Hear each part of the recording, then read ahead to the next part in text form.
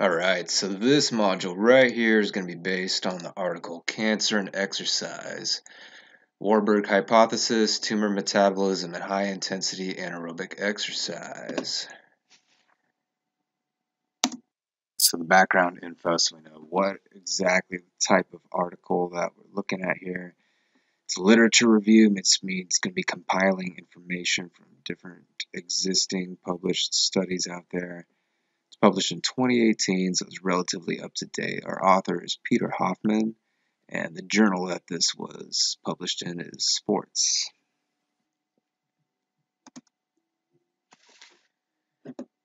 Alright, so first and foremost, the purpose of this article was to investigate the role of moderate to vigorous physical activity, defined as greater than 3 METs, and remember those are your metabolic equivalents. So 1 MET is how much energy you use just sitting, doing nothing, and then so 2 METs is whatever exercise movement you're doing, you're burning twice as much. 3 METs is 3 times as much, and then any greater, that's what this current article defined as moderate to vigorous physical activity.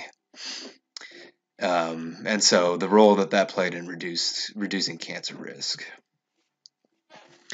So we kind of go down the line. It says evidence has shown that this type of physical activity reduces proximal and distal colon cancer, endometrial cancer, breast cancer, prostate cancer, pancreatic cancer, gastroesophageal cancer, ovarian cancer, renal or kidney cancer, and lung cancer. The exercise is going to help to reduce the risk of all those, according to existing research. And then they look at some more. They define some different statistics and stuff coming on there. Couple terms that may be new to you. First one's hazard ratio, and what this is the ratio representing the differences in population. So it's essentially the treatment versus control, and you create a ratio out of the differences and outcome between these two groups. So, for example, in this, we'd probably be looking at the risk of cancer with physical activity over the risk of cancer without any physical activity. And then they give confidence intervals as well, which is a range of values that your true value is likely to lie within.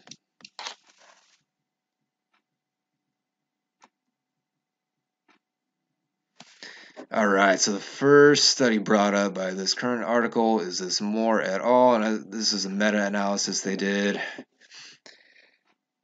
So they looked at high levels of leisure time physical activity. These resulted in all these things right here. So esophageal adenocarcinoma, of course, and then liver, lung, kidney, all these cancers all the way down here. I don't want to try pronouncing all these words right now. And then we compare that to what high levels of physical activity actually increases your risk in, and that's your malignant melanoma is probably due to sun exposure. That's your skin cancer and prostate cancer, interestingly enough.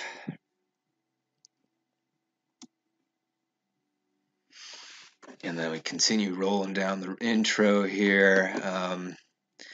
Next, we take a look at how 71 prospective cohort studies also showed a dose-response effect of physical activity on cancer mortality. So now we're getting into just looking at people with cancer, but the mortality rate within those. So how many people with cancer actually died from it.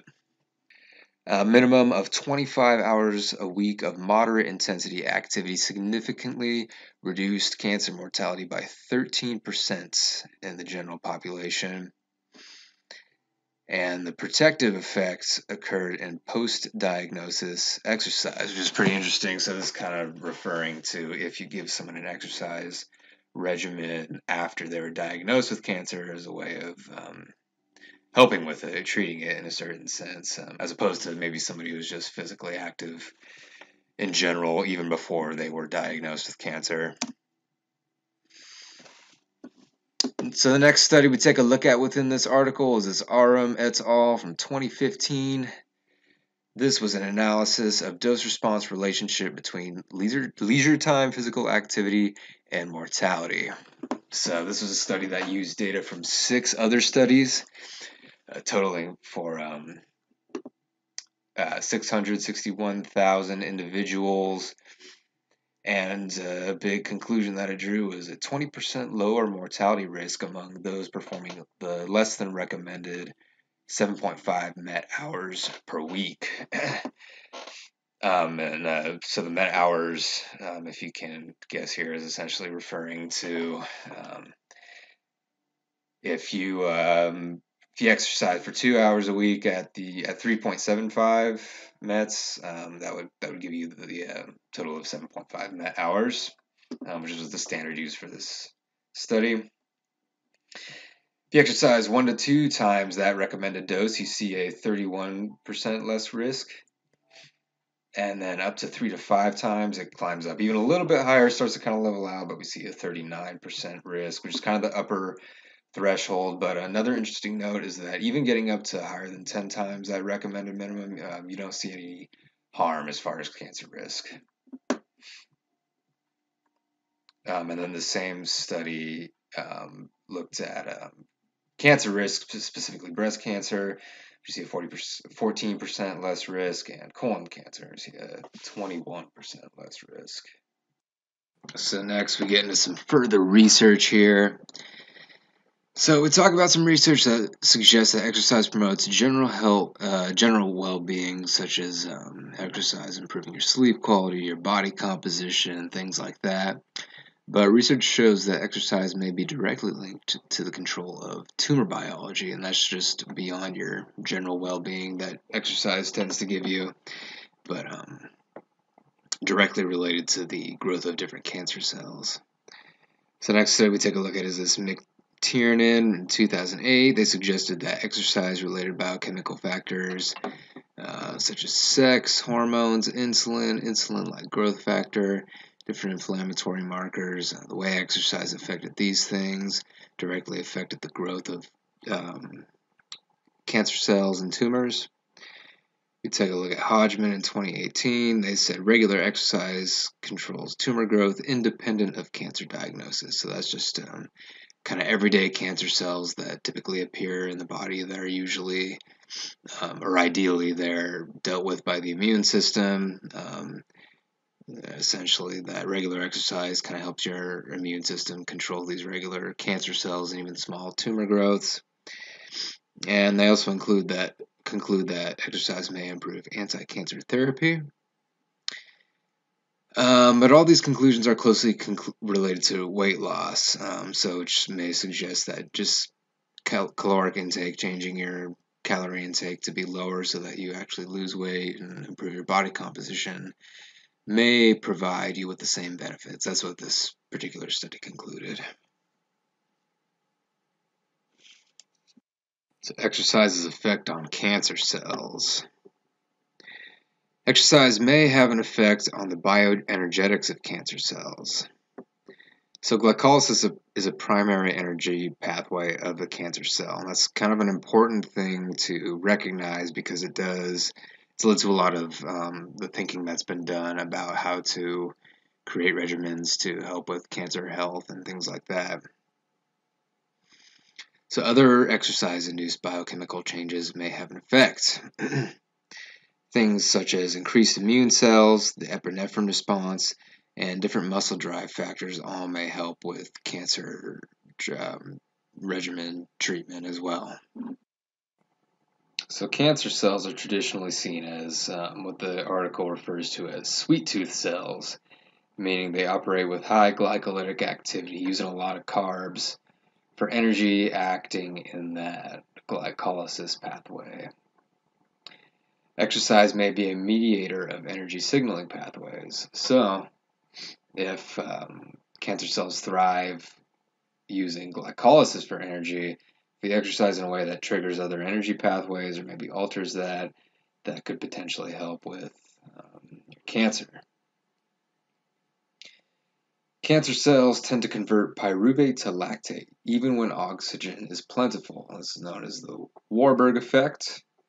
So again, in a normal cell, when oxygen is plentiful, you're going to open up your oxidative pathway, start getting into your oxidative energy system. It doesn't happen that way in cancer cells, and cancer cells really prefer to operate in glycolysis. So we can take a look at this fact and see it as a potential weak point of the cancer cell. So we know that cancer cells like glycolysis, so if we can manipulate the body to or operate under a different energy system or something like that, maybe that would help with cancer. So that's what's led a lot of thinking in this field. Talk about Semenza in 2008, who showed that some cancer cells can also have aerobic regions. So this is kind of contrary to your typical sort of wisdom about cancer cells in the community, which is they do operate primarily in glycolysis. So these aerobic cancer cells can take up lactate via MCT1 transporter. In this study, they showed that by inhibition of MCT1, these cells will take up glucose rather than lactate, and then force the hypoxic, the non-oxygenated cancer cells that operate primarily in glycolysis, to die due to glucose deprivation. And then we have Sunvo et al. From 2008. They theorized a relationship between aerobic and hypoxic cells, sort of a symbiotic relationship there, where the hypoxic cells create the lactate that the aerobic cancer cells operate on. But then they go on to kind of specify that the situation is complex because cancer cells can actually switch between being an aerobic and a hypoxic cell within an hour. So the next thing that's talked about is lactate metabolism. The article talks about individual exercise bouts promote lactate metabolism. This may be linked to depriving cancer cells of lactate over time. So again, our energy systems are consuming lactate in order to perform the exercise, and that might deprive the lactate-feeding cancer cells of the lactate they need to survive. So lactate metabolism may also be a key target for cancer therapy drug design. So kind of some sort of drug that alters that energy pathway and puts the body more in that lactate consuming state could potentially help with cancer. Switching to a heavy lactate metabolism may deprive those aerobic cancer cells of the lactate that they need to survive. We have, on the flip side of things, glucose deprivation, depriving those hypoxic cancer cells of the glucose that they need. So within our little data synthesis here, we start with Gattenby and Gillies from 2007. They suggested that inhibiting the glycolytic pathway as an approach to depriving cancer cells of ATP. So again, most cancer cells traditionally were seen to be operating exclusively in that glycolytic pathway. Take a look at Wu et al. From 2016, who reported lactic acidosis was a potent regulator of cancer cell glycolysis. So in the absence of lactic acidosis, cancer cells exhibited excessive glycolysis and produced large amounts of lactate.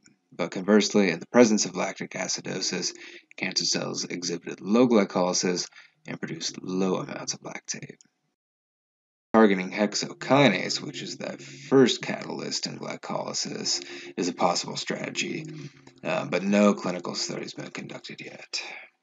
Exploiting acidosis. Cancer cells are already prone to heavy acidification in extracellular space due to heavy glycolysis. So you think, they're already pretty vulnerable to acidosis because of their constant state of glycolysis. So we think, maybe that's another weak point that cancer cells may have. So this article talks about how acid escapes tumors via venous efflux out veins and local diffusion.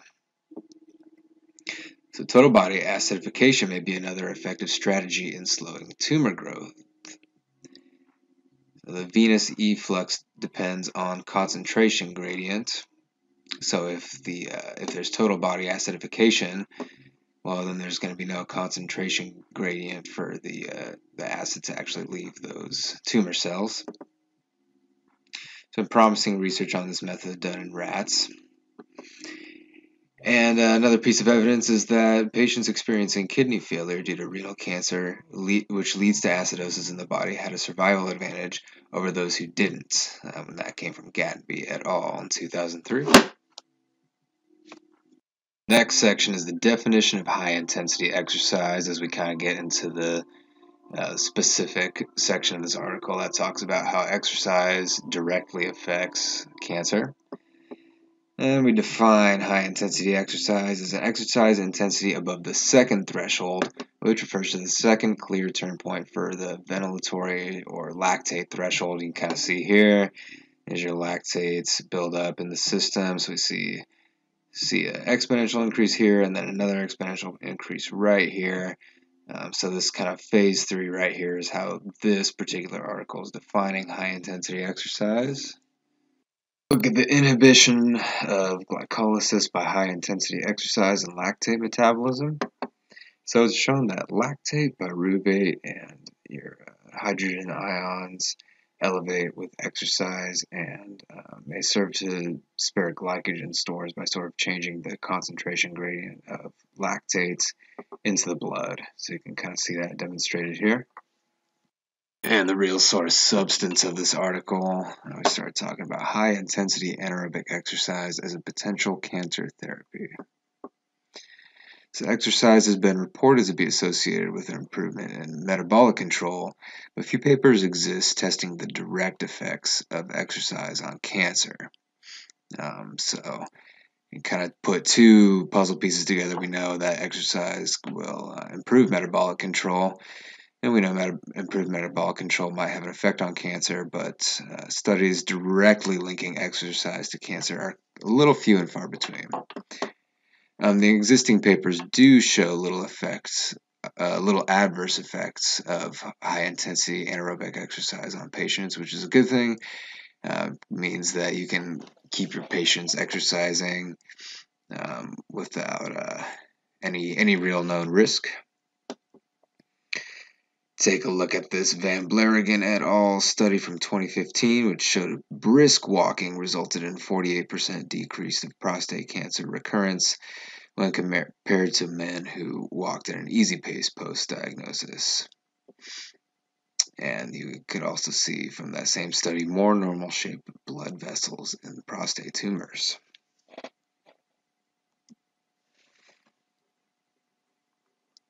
There's a multitude of studies out there showing the cardiorespiratory benefits, such as maximal oxygen uptake, your VO2 max. A lot of studies out there basically showing that improving your VO2 max improves overall health in many, many different areas. They say safe, feasible, and efficacious intervention that offers clinically meaningful improvements in cardiorespiratory fitness and body composition for colorectal cancer survivors. Conclusions drawn by this article: first and foremost, moderate to vigorous aerobic exercise and resistance training has been shown to exhibit beneficial effects in the prevention and therapy of cancer. So that's a big conclusion right there. Biggest key area of focus is metabolic function. This includes exercise regulation of total body acidosis and glycolytic energy systems. And noting that high-intensity exercise has been shown to inhibit glycolysis, which is what those cancer cells run off of. And big conclusion is that additional studies are needed to draw more conclusions about the effects of exercise on cancer, which includes the true effects of all different types of exercise on cancer, for anything from light to vigorous, aerobic, anaerobic. And then this is applicable to creating individualized exercise plans that meets all patients' needs. Many different patients out there that experience cancer, and they're all going to need individualized exercise programs.